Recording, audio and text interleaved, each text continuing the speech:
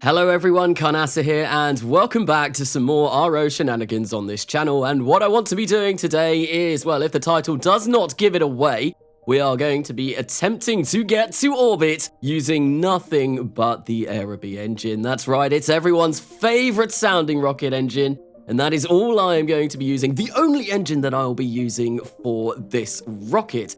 I kind of wanted to see just how far I could get using only the Aerobees, and yeah, this is kind of the product of that. I do want to say, I did try going for a lunar orbit with this. I tried to get to the moon and I tried to orbit with just the Aerobee, but unfortunately, I don't think that's really going to be possible. It might be, and if someone has done it, well, there is a link to my Discord in the description of this video.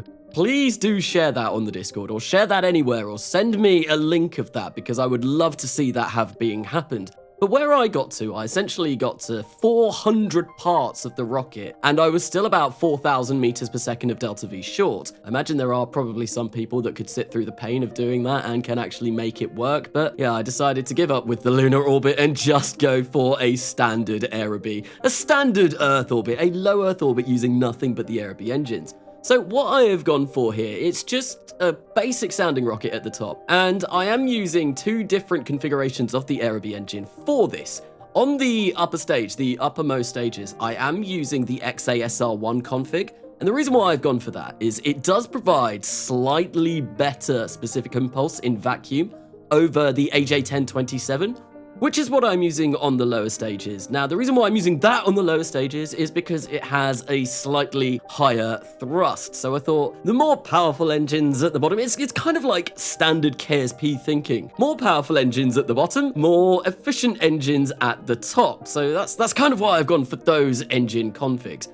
And in order to control this, because the Aerobee engine does not gimbal at all, well, I've used wings on the first three stages, because we might as well use those benign all-moving wings to provide us the attitude control that we want.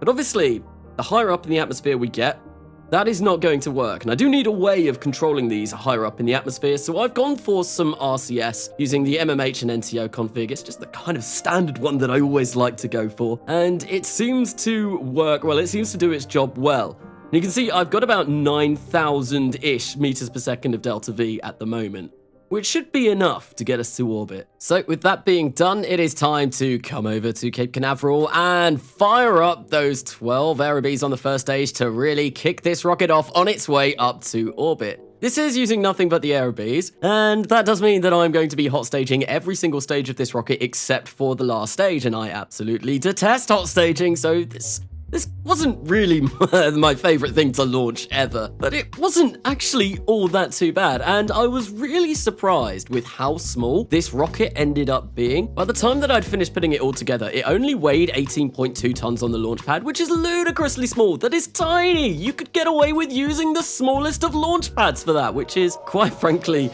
insane, considering, as I was mentioning earlier, I did want to send something to the moon using this kind of configuration. And that just gets to a point where it's going to be infeasible. But yeah, low Earth orbit is relatively easily done with Aerobees. I was expecting this to be a lot more of a challenge, if I'm going to be particularly honest. Anyway, we have now had stage separation with that dreaded hot staging. Oh, I really do detest that. It's just stressful. It's stressful. I've not really got anything major against it, but it is just undue stress. You're there trying to count down, because if you go too late, then obviously you're not sufficiently ullaged. If you go too early, you're wasting fuel in the first stage.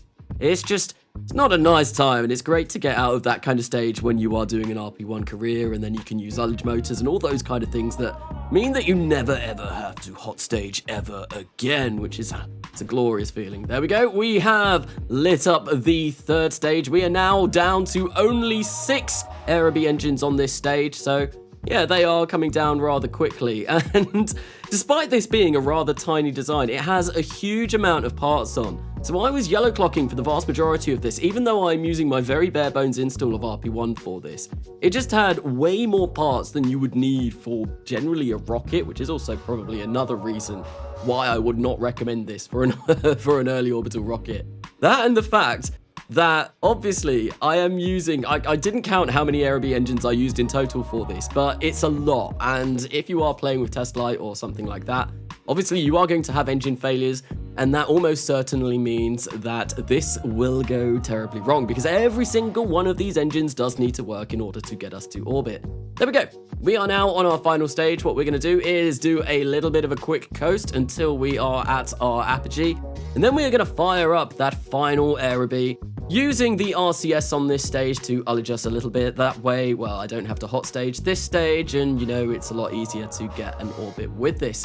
And it has fired up for the last time. Of course it has. I am not using TestLite for this, as I did mention, because that would be ludicrous. But that will be that. Now that that has fired up, we are going to manage to achieve orbit with using nothing but Aerobee engines. Thank you for watching this video. I hope you have enjoyed it. I'd like to give a big thanks to the continued support from all of my patrons. And I have been Karnasa, and I will see you later.